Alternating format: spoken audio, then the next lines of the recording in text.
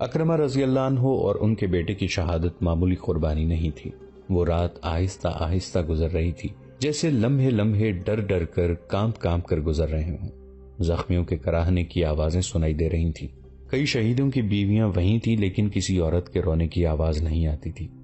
فضا خون کی بو سے بوجھل تھی. دن کو اڑی ہوئی گرد زمین پر واپس آ رہی تھی.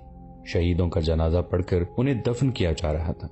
ابو عبیدہ رضی اللہ عنہ نے یہ انتظام کر رکھا تھا کہ رات کو کسی ایک سالار کو مقرر کرتے تھے کہ وہ تمام خیمہ گاہ کے ارد گرد گھوم پھر کر پہرہ داروں کو دیکھے، پھر ان مجاہدین کو جا کر دیکھے جنہیں دشمن کی خیمہ گاہ پر نظر رکھنے کے لیے آگے بھیجا جاتا تھا. اس رات ابو عبیدہ رضی اللہ عنہ نے اس خیال سے کسی سالار کو اس کام کے لیے نہ رکھا کہ سب دن بھر کے تھکے ہوئے ہیں. وہ خود اس کام کے لیے چل پڑے، لیکن وہ جدھر بھی گئے انہیں کوئی نہ کوئی سالار گشت پر نظر آیا. سالار زبیر رضی اللہ عنہ تو اپنی بیوی کو ساتھ لے کر گشت پر نکلے ہوئے تھے. دونوں گھوڑوں پر سوار تھے. ان کی بیوی بھی دن کو لڑی تھی. یہ رات بھی گزر گئی. جنگ یرموک کی 5ویں صبح طلوع ہوئی. خالد رضی اللہ عنہ نے فجر کی نماز سے فارغ ہوتے ہی سالاروں کو بلا لیا تھا. میرے رفیقو، خالد رضی اللہ عنہ نے کہا، آج کا دن کل سے زیادہ خطرناک ہوگا. اپنی تعداد دیکھ لو. ہم تھوڑے رہ گئے ہیں، اور جو رہ گئے ہیں ان کی حالت بھی تمہارے سامنے ہے. آج زخمی بھی لڑیں گے. دشمن کا بھی بہت نقصان ہو چکا ہے، لیکن اس کی تعداد اتنی زیادہ ہے کہ وہ اتنے زیادہ نقصان کو برداشت کر سکتا ہے. تم نے دشمن کے لڑنے کا انداز دیکھ لیا ہے. صرف یہ خیال رکھو کہ مرکزیت قائم رہے. اب ہم زندگی اور موت کی جنگ لڑ رہے ہیں. خالد رضی اللہ عنہ نے سالاروں کو کچھ ہدایات دیں اور رخصت کر دیا. بعد مسلمان دستے اپنے پوزیشنوں پر چلے گئے. ان کی کیفیت یہ تھی کہ ہر دستے میں جسمانی لحاظ سے جتنے بالکل ٹھیک افراد تھے اتنے ہی زخمی بھی تھے.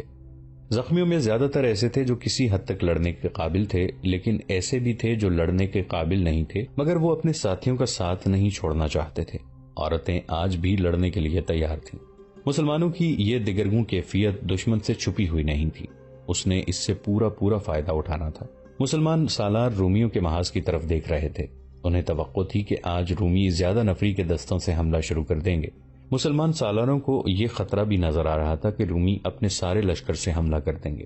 صبح سفید ہو چکی تھی، لیکن رومی آگے نہ آئے. پھر سورج نکل آیا، رومی آگے نہ آئے. رومیوں کا یہ سکوت خطرناک لگتا تھا. یہ طوفان سے پہلے کی خاموشی معلوم ہوتی تھی. خالد رضی اللہ عنہ کو خیال گزرا کہ رومی مسلمانوں کو حملے میں پہل کرنے کا موقع دے رہے ہیں. خالد رضی اللہ عنہ پہل نہیں کرنا چاہتے تھے. وہ کچھ وقت اور دفاع کو ہی بہتر سمجھتے تھے. آخر رومیوں کی طرف سے ایک سوار آتا دکھائی دیا. رومیوں کے لشکر نے کوئی حرکت نہ کی. سوار مسلمان دستوں کے سامنے آ کر رک گیا. وہ کوئی عیسائی عرب تھا. عربی روانی سے بولتا تھا. میں اپنے سالار اعلیٰ مہان کا ایلچی ہوں. اس نے اعلان کرنے کے انداز سے کہا. تمہارے سالار اعلیٰ سے ملنے آیا ہوں. سالار اعلیٰ ابو عبیدہ رضی اللہ عنہ تھے. یہ تو انہوں نے اپنے طور پر خالد رضی اللہ عنہ کو سالار اعلیٰ کے اختیارات دے رکھے تھے. ذمہ داری بہرحال ابو عبیدہ رضی اللہ عنہ کی تھی اور اہم فیصلے انہوں نے ہی کرنے تھے. وہ آگے چلے گئے. خالد رضی اللہ عنہ وہاں سے ذرا دور تھے. ان کے کان کھڑے ہوئے اور وہ ان کی طرف چل پڑے. کہو روم کے ایلچی، ابو عبیدہ رضی اللہ عنہ نے پوچھا، کیا پیغام لائے ہو؟ سالار اعلیٰ مہان نے کہا ہے کہ چند دنوں کے لیے لڑائی روک دی جائے. ایلچی نے کہا، کیا آپ رضامند ہوں گے؟ کیا تمہارے سالار اعلیٰ نے کوئی وجہ نہیں بتائی؟ ابو عبیدہ رضی اللہ عنہ نے پوچھا. یہ عارضی صلح ہوگی، ایلچی نے کہا. اس دوران یہ فیصلہ ہوگا کہ مستقل صلح کے لیے بات چیت ہوگی یا نہیں. ہم عارضی صلح پر رضامند ہو جائیں گے، ابو عبیدہ رضی اللہ عنہ نے کہا. لیکن بات چیت کا فیصلہ کون کرے گا؟ کیا آپ لڑائی روکنے پر راضی ہیں؟ ایلچی نے پوچھا. ہاں، ابو عبیدہ نے کہا. لیکن نہیں، ایک گرجدار آواز سنائی دی. دونوں نے دیکھا یہ خالد رضی اللہ عنہ کی آواز تھی. انہوں نے ابو عبیدہ رضی اللہ عنہ کی صرف ہاں سنی تھی. ابو سلیمان، ابو عبیدہ رضی اللہ عنہ نے کہا، ان کے سالار نے عارضی صلح کے لیے کہا ہے. امین الامت، خالد رضی اللہ عنہ نے ابو عبیدہ رضی اللہ عنہ کے کان میں کہا، یہ حملے کی تیاری کے لیے مہلت چاہتے ہیں. ان کا اتنا نقصان ہو چکا ہے کہ فوری طور پر حملہ نہیں کرنا چاہتے. مجھے اجازت دیں کہ اس ایلچی کو کوڑا جواب دے سکوں. اے سلطنت روم کے ایلچی، ابو عبیدہ رضی اللہ عنہ نے ایلچی سے کہا، صلح سمجھوتے کا وقت گزر گیا ہے. اپنے اتنے زیادہ آدمی مروا کر میں یہ نہیں کہلوانا چاہتا کہ میں اپنے اتنے زیادہ مجاہدین کا خون ضائع کر آیا ہوں. لڑائی جاری رہے گی. ابو عبیدہ رضی اللہ عنہ نے گھوڑا موڑا اور خالد رضی اللہ عنہ کے ساتھ اپنے محاذ کی طرف چل پڑے. ابو سلیمان، ابو عبیدہ رضی اللہ عنہ نے کہا، اپنے مجاہدین کی حالت دیکھتے ہوئے میں نے سوچا تھا کہ انہیں آرام مل جائے اور کچھ زخمی ٹھیک ہو جائیں۔ کیا تو نہیں دیکھ رہا کہ سب دیکھ رہا ہوں ابن الجراح؟ خالد رضی اللہ عنہ نے کہا، لیکن حالت ہمارے دشمن کی بھی ٹھیک نہیں، ورنہ وہ صلح کا دھوکہ نہ دیتا۔ رومیوں کے ساتھ بہت سے قبیلے آئے تھے، رومی سالاروں نے انہی کو سب سے پہلے مروایا ہے اور اپنی باقاعدہ فوج کو وہ بہت کم استعمال کر رہے ہیں۔ یہ قبیلے باغی ہو گئے ہوں گے یا ان کا دم خم ٹوٹ چکا ہوگا، ہم انہیں سنبھلنے کی مہلت نہیں دیں گے۔ کیا تو ان پر حملے کی سوچ رہا ہے؟ ابو عبیدہ رضی اللہ عنہ نے پوچھا۔ کیا تو سوچنے کے قابل نہیں رہا امین الامت؟ خالد رضی اللہ عنہ نے کہا، آؤ مل کر سوچیں گے۔ خالد رضی اللہ عنہ نے جو سوچا تھا وہ بڑا ہی پرخطر اور دلیرانہ اقدام تھا۔ وہ دن جو جنگ کا 5واں دن تھا بغیر لڑائی کے گزر گیا۔ دستوں کو ایک دن کا آرام تو مل گیا لیکن سالاروں نے آرام نہ کیا۔ خالد رضی اللہ عنہ نے سالاروں کو اپنے ساتھ مصروف رکھا۔ انہوں نے 8000 گھڑ سوار الگ کر کے ایک دستہ بنایا، سالاروں کو اپنا منصوبہ سمجھایا۔ انہوں نے یہ منصوبہ اپنے جن پیادہ اور سواروں کے لیے بنایا تھا ان میں آدھی تعداد زخمی تھی۔ ایسا خطرہ خالد رضی اللہ عنہ ہی مول لے سکتے تھے۔ چھٹے دن کی صبح طلوع ہوئی، رومی لشکر آگے آ گیا۔ مسلمان میدان میں نئی ترتیب سے موجود تھے۔ رومی سالار گریگری گھوڑے پر سوار آگے بڑھا۔ گریگری ان دستوں کا سالار تھا جس کے 10 سپاہی ایک ایک زنجیر سے بندھے ہوئے تھے۔ گریگری نے دونوں فوجوں کے درمیان گھوڑا روکا۔ کیا تمہارے سالار اعلیٰ میں ہمت ہے کہ میرے مقابلے میں آئے؟ گریگری نے للکار کر کہا۔ ابو عبیدہ رضی اللہ عنہ نے اپنے گھوڑے کو ایڑ لگائی اور گریگری کی طرف گئے۔ رک جا ابن الجراح۔ خالد رضی اللہ عنہ نے ابو عبیدہ رضی اللہ عنہ کو پکارا اور گھوڑا دوڑا کر ان کے قریب چلے گئے۔ کہنے لگے، تو آگے نہیں جائے گا، مجھے جانے دے۔ ابو سلیمان، ابو عبیدہ رضی اللہ عنہ نے کہا، مجھے وہ للکار رہا ہے، امین الامت کو روک لو۔ متعدد سالاروں نے شور مچایا، ابن الولید کو جانے دو۔ مورخ لکھتے ہیں کہ گریگری کو مسلمان سالار ماہر تیغزن سمجھتے تھے۔ تیغزنی میں ابو عبیدہ رضی اللہ عنہ بھی کم نہیں تھے، پھر بھی سب خالد رضی اللہ عنہ کو گریگری کی ٹکر کا آدمی سمجھتے تھے۔ لیکن ابو عبیدہ رضی اللہ عنہ نے کسی کی نہ سنی اور گریگری کے مقابلے کے لیے چلے گئے۔ گریگری نے ابو عبیدہ رضی اللہ عنہ کو اپنی طرف آتے دیکھا تو اس نے گھوڑے کو ایڑ لگائی اور اس طرح ایک طرف لے گیا جیسے وہ پہلو کی طرف سے آ کر تلوار کا وار کرنا چاہتا ہو۔ ابو عبیدہ رضی اللہ عنہ نے گھوڑا روک لیا اور گریگری کو کنکھیوں سے دیکھتے رہے۔ گریگری نے اپنے ہی انداز سے گھوڑا گھما کر اور دوڑا کر ابو عبیدہ رضی اللہ عنہ پر وار کیا۔ وار ایسا تھا جو لگتا تھا روکا نہیں جا سکے گا، لیکن ابو عبیدہ رضی اللہ عنہ نے وار روک کر گھوڑے کو گھمایا اور بڑی تیزی سے وار کیا۔ گریگری نے وار روک لیا۔ اس کے بعد تلواریں ٹکراتی اور گھوڑے اپنے سواروں کے پینتروں کے مطابق گھومتے مڑتے دوڑتے اور رکتے رہے۔ دونوں سالار شمشیر زنی کے استاد معلوم ہوتے تھے۔ دونوں کے وار بڑے ہی تیز تھے اور ہر وار لگتا تھا کہ حریف کو کاٹ دے گا۔ دونوں فوجیں اپنے اپنے سالار کو چلا چلا کر داد دے رہی تھیں۔ کبھی دونوں فوجیں یوں دم بخود ہو جاتی جیسے وہاں کوئی انسان موجود ہی نہ ہو۔ گریگری نے ایک وار کیا جو ابو عبیدہ رضی اللہ عنہ نے روک لیا۔ ابو عبیدہ رضی اللہ عنہ وار کرنے لگے تو گریگری نے گھوڑا دوڑایا اور ابو عبیدہ رضی اللہ عنہ کے ارد گرد چکر کاٹنے لگا۔ ابو عبیدہ رضی اللہ عنہ وار کرنے کو بڑھتے تو وہ رک کر وار کرنے کی بجائے گھوڑے کو پرے کر لیتا۔ ابو عبیدہ رضی اللہ عنہ نے اس پر وار کرنے کی بہت کوشش کی لیکن وہ وار سے بھاگتا رہا۔ ایسے نظر آتا تھا جیسے وہ مقابلے سے منہ موڑ رہا ہو۔ ابو عبیدہ رضی اللہ عنہ اس کے پیچھے ہو گئے۔ آخر اس نے گھوڑے کا رخ اپنے لشکر کی طرف کر دیا۔ ابو عبیدہ رضی اللہ عنہ اس کے پیچھے پیچھے اور اس کا پیچھا کرتے رہے۔ اس نے گھوڑے کی رفتار تیز کر دی۔ ابو عبیدہ رضی اللہ عنہ نے بھی رفتار بڑھا دی۔ رومی لشکر پر تو خاموشی طاری ہو گئی لیکن مسلمانوں نے داد و تحسین کا شور برپا کر دیا۔ رومی سالار مقابلے سے منہ موڑ کر بھاگ گیا تھا۔ گریگری نے گھوڑے کو ایک طرف موڑا اور رفتار اور تیز کر دی۔ ابو عبیدہ رضی اللہ عنہ نے گھوڑے کو ایڑ لگائی اور اس کے قریب چلے گئے۔ گریگری نے گھوڑا فوراً گھما کر ابو عبیدہ رضی اللہ عنہ کے سامنے کر دیا۔ یہ اس کی چال تھی، وہ بھاگ نکلنے کا دھوکہ دے رہا تھا۔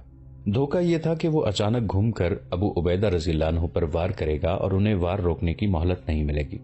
مورخ طبری اور بلازری نے لکھا ہے کہ ابو عبیدہ رضی اللہ عنہ چوکنے تھے اور گریگری کے دھوکے کو سمجھ گئے تھے۔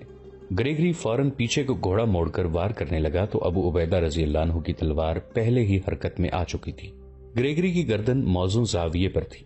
ابو عبیدہ رضی اللہ عنہ کا وار سیدھا گردن پر پڑا جس سے گردن کی ہڈیوں کا ایک جوڑ کٹ گیا اور گردن ایک طرف ڈھلک گئی۔ گریگری گھوڑے سے گر پڑا۔ مسلمانوں نے داد و تحسین کا غلغپاڑا بپا کر دیا۔ دستور کے مطابق ابو عبیدہ رضی اللہ عنہ کو گھوڑے سے اتر کر گریگری کی تلوار خود اور زرہ اتار لینی چاہیے تھی لیکن وہ گھوڑے سے نہ اترے۔ کچھ دیر گریگری کو تڑپتا دیکھتے رہے۔ جب اس کا جسم بے حس ہو گیا تو ابو عبیدہ رضی اللہ عنہ نے گھوڑے کو ایڑ لگائی اور اپنی صفوں میں آ گئے۔ ابن الولید رضی اللہ عنہ ابو عبیدہ رضی اللہ عنہ کو خراج تحسین پیش کرنے کے لیے نہ رکے، وہ گھڑ سوار دستے کے پاس چلے گئے جو انہوں نے اس روز کی جنگ کے لیے تیار کیا تھا۔ 8,000 سواروں کے اس دستے کو دائیں پہلو پر عمرو بن العاص رضی اللہ عنہ کے دستوں کے عقب میں ایسی جگہ کھڑا کیا گیا تھا جہاں سے یہ دشمن کو نظر نہیں آ سکتا تھا۔ خالد رضی اللہ عنہ نے اپنی تمام فوج کو سامنے کا حملہ کرنے کا حکم دے دیا۔ رومی سالار حیران ہوئے ہوں گے کہ مسلمان سالاروں کا دماغ جواب دے گیا ہے کہ انہوں نے ایک ہی بار ساری فوج حملے میں جھونک دی ہے۔ رومیوں نے یہ بھی نہ دیکھا کہ مسلمانوں کے گھڑ سوار دستے حملے میں شریک نہیں۔ رومیوں کو یہ سب کچھ دیکھنے کی فرصت ہی نہیں ملی تھی کیونکہ خالد رضی اللہ عنہ کے حکم کے مطابق بہت تیز حملہ کیا جا رہا تھا۔ رومیوں کی بہت سی نفری ہلاک اور شدید زخمی ہو چکی تھی، پھر بھی ان کی نفری مسلمانوں کی نسبت 3 گنا تھی۔ مسلمانوں کا جانی نقصان بھی بہت ہوا۔ اتنی کم نفری کا اتنی بڑی تعداد پر حملہ خودکشی کے برابر تھا۔ انہیں آنے دو، رومی سالار مہان چلا رہا تھا، اور آگے آنے دو، یہ ہمارے ہاتھوں مرنے کے لیے آ رہے ہیں۔ خالد رضی اللہ عنہ 8,000 سواروں کو پیچھے لے جا کر رومیوں کے بائیں پہلو سے پرے لے گئے۔ انہوں نے سالار عمرو رضی اللہ عنہ بن العاص سے کہا تھا کہ رومیوں کے اس پہلو پر تیز اور زوردار حملہ کریں۔ عمرو رضی اللہ عنہ بن العاص نے حکم کی تعمیل کی اور جانیں لڑا دی۔ خالد رضی اللہ عنہ چاہتے تھے کہ دشمن کے پہلو کے دستوں کو سامنے سے الجھا لیا جائے۔ عمرو رضی اللہ عنہ بن العاص نے خالد رضی اللہ عنہ کا یہ مقصد پورا کر دیا۔ خالد رضی اللہ عنہ نے 8,000 سواروں میں سے 2,000 سواروں کا ایک دستہ الگ کر دیا تھا۔ انہوں نے جب دیکھا کہ دشمن کے پہلو کے دستے عمرو رضی اللہ عنہ بن العاص کے دستوں سے الجھ گئے ہیں تو 6,000 سواروں کے ساتھ رومیوں کے پہلو والے دستوں کے خالی پہلو کی طرف سے حملہ کر دیا۔ رومیوں کے لیے یہ حملہ غیر متوقع تھا، ان کے پاؤں اکھڑ گئے۔ عمرو رضی اللہ عنہ بن العاص نے اپنے حملوں میں شدت پیدا کر دی۔ دشمن کے انہی دستوں پر سامنے سے شرجیل رضی اللہ عنہ بن حسنہ نے بھی حملہ کیا تھا۔ خالد رضی اللہ عنہ نے جن 2,000 سواروں کو الگ کیا تھا انہیں حکم دیا کہ وہ دشمن کے اس سوار دستے پر حملہ کریں جو اپنے پہلو کے دستوں کی مدد کے لیے تیار تھا۔ ان 2,000 سواروں کے لیے حکم یہ تھا کہ وہ دشمن کے سوار دستے کو روکے رکھیں، یعنی حملہ شدید نہ کریں بلکہ دشمن کو دھوکے میں رکھیں۔ بعد میں پتہ چلا کہ رومیوں کا یہ سوار دستہ خاص طور پر تیار کیا گیا تھا، اسے ہر اس جگہ مدد کے لیے پہنچنا تھا جہاں مدد کی ضرورت تھی۔ مسلمان سواروں نے اس سوار دستے کو اس طرح الجھایا کہ حملہ کرتے اور پیچھے یا دائیں بائیں نکل جاتے، پینترا بدل کر یا پھر آگے بڑھتے اور ہلکی سی جھڑپ لے کر ادھر ادھر ہو جاتے۔ خالد رضی اللہ عنہ کی یہ چال کارگر ثابت ہوئی۔ انہوں نے دشمن کے مقابلے میں اتنی کم تعداد کو ایسی عقل مندی سے استعمال کیا تھا کہ دشمن کے پہلو کے دستوں کے پاؤں اکھڑ گئے۔ ان دستوں کی توقع تھی کہ مشکل کے وقت سوار دستے مدد کو آ جائیں گے، لیکن مدد کو آنے والے سواروں کو خالد رضی اللہ عنہ کے 2,000 سواروں نے آنکھ مچولی جیسی جھڑپوں میں الجھا رکھا تھا۔ دشمن کے پہلو کے دستے ایک بار پھر پیچھے ہٹے تو خالد رضی اللہ عنہ نے 6,000 سواروں سے حملے میں شدت پیدا کر دی۔ مہان نے خود آ کر اپنے دستوں کو جم کر لڑانے کی کوشش کی، لیکن اس کا سوار دستہ بری طرح بکھرنے اور پیچھے ہٹنے لگا۔ پیادہ دستے سوار دستوں کی مدد کے بغیر نہیں لڑ سکتے تھے، وہ بے طرح بکھر گئے اور بھاگنے لگے۔ بھاگنے والے پیادہ دستے آرمینی تھے۔ مورخ لکھتے ہیں کہ ان کے بھاگنے کی ایک وجہ تو مسلمانوں کے سوار دستے کا حملہ تھا اور ان پر سامنے سے بھی بہت زیادہ دباؤ پڑ رہا تھا، اور دوسری وجہ یہ تھی کہ آرمینی سالاروں نے محسوس کیا کہ انہیں دانستہ سواروں کی مدد سے محروم رکھا جا رہا ہے۔ ان کے پیچھے عیسائی عرب تھے جن کا سالار جبلہ بن الاحم تھا، انہوں نے بھی رسالے کی مدد نہ آنے کو غلط سمجھا اور لڑنے سے منہ موڑ گئے۔ مورخ لکھتے ہیں کہ آرمینیوں اور عیسائیوں کی پسپائی بھگدڑ کی مانند تھی۔ 2 مورخوں نے اسے سیلاب بھی کہا ہے، جس کے آگے جو کچھ بھی آتا ہے سیلاب اسے اپنے ساتھ بہا لے جاتا ہے۔ رومیوں کے بائیں پہلو سے بھاگنے والے دستوں کی تعداد 40,000 بتائی گئی ہے۔ 40,000 انسانوں کی بھگدڑ ایسا بے قابو سیلاب تھا جو اپنے سالاروں کو بھی اپنے ساتھ بہا لے گیا، یہاں تک کہ سالار اعلیٰ مہان جو ابھی میدان جنگ نہیں چھوڑنا چاہتا تھا اپنے محافظوں سمیت اس سیلاب کی لپیٹ میں آ گیا اور بہتا چلا گیا۔ یہ کامیابی خالد رضی اللہ عنہ کی عسکری دانش کا حاصل تھی۔ انہوں نے دشمن کے پیادوں کو سواروں کی مدد سے محروم کر دیا تھا اور سواروں سے پیادوں پر حلہ بول دیا تھا۔ خالد رضی اللہ عنہ کے آگے بڑھنے کا رخ مہان اور اس کے 2,000 سوار محافظوں کی طرف تھا۔ ادھر ابو عبیدہ رضی اللہ عنہ اور یزید رضی اللہ عنہ بن ابو سفیان اپنے سامنے کے دستوں پر اس انداز سے حملہ کر رہے تھے کہ بھرپور لڑائی بھی نہیں لڑتے تھے اور پیچھے بھی نہیں ہٹتے تھے۔ ابو عبیدہ رضی اللہ عنہ نے دشمن کے ان دستوں کو روکا ہوا تھا جو زنجیروں میں بندھے ہوئے تھے۔ یہ دستے تیزی سے آگے پیچھے نہیں ہو سکتے تھے۔ خالد رضی اللہ عنہ دشمن کے اس رسالے کو جس میں سارے محاذ کو مدد دینی تھی بکھیر کر بھگا چکے تھے۔ اس رسالے کو کھل کر لڑنے کا موقع ہی نہیں دیا گیا تھا۔ خالد رضی اللہ عنہ اب اپنے رسالے یعنی سوار دستے کے ساتھ رومیوں کے عقب میں چلے گئے تھے۔ انہوں نے عقب سے حملہ کر دیا۔ یہ رومی فوج کا دوسرا حصہ تھا۔ اس پر اپنے بائیں کے دستوں اور سوار دستوں کے بھاگنے کا بہت برا اثر پڑ چکا تھا۔ ماہان کے غائب ہو جانے کی وجہ سے مرکزیت بھی ختم ہو گئی تھی۔ اب سالار اپنی اپنی لڑائی لڑ رہے تھے۔ وہ اب صرف دفاع میں لڑ سکتے تھے۔ کسی بھی فوج کا بڑا حصہ بھاگ نکلے اور کمک کی امید نہ رہے تو اس صورت میں یہی ہو سکتا ہے کہ انہیں اپنی جانیں بچانے کے لیے لڑایا جاتا ہے اور موقع ملتے ہی پسپائی اختیار کی جاتی ہے۔ رومی لشکر کے لیے یہ صورتحال پیدا ہو چکی تھی۔ خالد رضی اللہ عنہ نے دشمن کے بھاگنے کے راستے روک لیے تھے سوائے ایک کے۔ خالد رضی اللہ عنہ کی کوشش بھی یہی تھی کہ رومی اسی راستے سے بھاگیں، چنانچہ دشمن کے بھاگنے والے دستے اسی راستے پر جا رہے تھے۔ رومی فوج بھی پسپا ہو رہی تھی لیکن منظم طریقے سے۔ اس کا کچھ حصہ بھگدڑ میں بہہ گیا تھا، زیادہ تعداد منظم انداز سے پسپا ہوئی۔ خالد رضی اللہ عنہ نے اس تمام علاقے کی زمین کو دور دور تک دیکھ لیا تھا اور انہوں نے اس زمین سے فائدہ اٹھانے کے لیے اور جو کچھ سوچ لیا تھا وہ کسی عام دماغ میں نہیں آ سکتا۔ رومی لشکر جب بھاگ رہا تھا تو خالد رضی اللہ عنہ کے حکم سے ان کے دستے بھاگنے والوں کا تعاقب کر کے ایک خاص طرف لے جانے پر مجبور کر رہے تھے۔ اس طرف وادی زقات تھی جس میں ایک ندی بہتی تھی اور اس وادی کے خد و خال کچھ اس طرح تھے۔ وادی ارد گرد کی زمین سے گہرائی میں چلی جاتی تھی۔ اس کی ایک طرف کی ڈھلان تو ٹھیک تھی لیکن اس کے بالمقابل کی ڈھلان زیادہ تر سیدھی تھی۔ وہاں سے اوپر چڑھا تو جا سکتا تھا لیکن بہت مشکل۔ رومی فوج کے باقاعدہ دستے اس طرف چلے گئے۔ ان کے سامنے یہی راستہ تھا۔ وہ آسان ڈھلان اتر گئے اور انہوں نے ندی بھی پار کر لی۔ جب وہ دوسری ڈھلان چڑھنے لگے تو مشکل پیش آئی۔ آہستہ آہستہ اوپر چلے گئے۔ اچانک اوپر سے نعرے بلند ہوئے اور للکار سنائی دی۔ نعرے لگانے والے مسلمان سوار تھے اور ان کے سالار زرار رضی اللہ عنہ بن الازور تھے۔ ان کا جسم ناف سے اوپر ننگا تھا۔ خالد رضی اللہ عنہ نے رات کو جو منصوبہ بنایا تھا اس کے مطابق انہوں نے اسی وقت زرار رضی اللہ عنہ کو 500 سوار دے کر وادی الرقاد کے دوسرے کنارے پر بھیج دیا اور اچھی طرح سمجھا دیا تھا کہ انہیں کیا کرنا ہے۔ خالد رضی اللہ عنہ نے جیسا سوچا تھا ویسے ہی ہوا۔ رومی فوج کی دراصل کوشش یہ تھی کہ اس کے تعاقب میں جو مسلمان آ رہے ہیں ان سے بہت فاصلہ رکھا جائے، اس لیے وہ بہت جلدی میں جا رہے تھے۔ خالد رضی اللہ عنہ نے تعاقب اسی مقصد کے لیے جاری رکھا تھا کہ رومی فوج جلدی میں رہے۔ اس مقصد میں کامیابی یوں ہوئی کہ رومی اوپر کو گئے تو اوپر زرار رضی اللہ عنہ کے 500 سوار برچیاں تانے کھڑے تھے۔ رومی جو اوپر چلے گئے وہ مسلمانوں کے ہاتھوں مارے گئے اور جو ابھی اوپر جا رہے تھے وہ پیچھے مڑے، لیکن عمودی کنارے سے وہ تیزی سے پیچھے نہیں آ سکتے تھے۔ مسلمانوں نے ان پر تیر برسانے شروع کر دیے جو انہوں نے اسی مقصد کے لیے اکٹھے کر رکھے تھے۔ اوپر والے گرتے اور لڑکتے ہوئے نیچے جاتے تھے۔ اوپر سے ان پر وزنی پتھر گرتے تھے۔ ان میں گھڑ سوار بھی تھے، گھوڑے بھی گرے اور پیادے ان کے نیچے آ کر مرنے لگے۔ رومی کچھ کم تو نہ تھے، ابھی ایک بڑی تعداد ندی تک نہیں پہنچی تھی۔ رومی سالاروں نے اپنے آگے جانے والوں کی تباہی دیکھی تو اپنے دستوں کو آگے جانے سے روک دیا اور وادی میں اترنے کی بجائے انہیں اوپر صف آرا کر لیا۔ وہ لڑ کر مرنا چاہتے تھے۔ آرمینیوں اور عیسائی عربوں کی بھی کچھ نفری ان سے آ ملی تھی۔ یہ نفری بھاگ رہی تھی اور مسلمان انہیں وادی کی طرف لے آئے تھے۔ خالد رضی اللہ عنہ اپنی فوج کے ساتھ تھے۔ انہوں نے دشمن کو صف آرا دیکھا تو اپنے سالاروں کو بلا کر کہا کہ دشمن پر حملہ کر دیں۔ ان میں لڑنے کا دم نہیں رہا۔ خالد رضی اللہ عنہ نے کہا، سیدھا حملہ کرو، میرے حکم کا انتظار نہیں کرنا۔ ان کے لیے پیچھے ہٹنے کی جگہ نہیں ہے۔ ایک طرف دریائے یرموک ہے، دوسری طرف گہری وادی ہے، سامنے ہم کھڑے ہیں، ان پر حلہ بول دو۔ رومی پھندے میں آ گئے تھے۔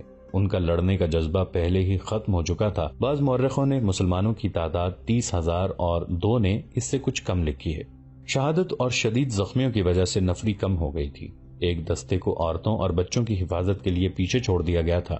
مسلمانوں نے حملہ کر دیا۔ اس میں کوئی چال نہ چلی گئی۔ اس حملے کا انداز ٹوٹ پڑنے جیسا تھا۔ سوار اور پیادے گڑمٹ ہو گئے تھے۔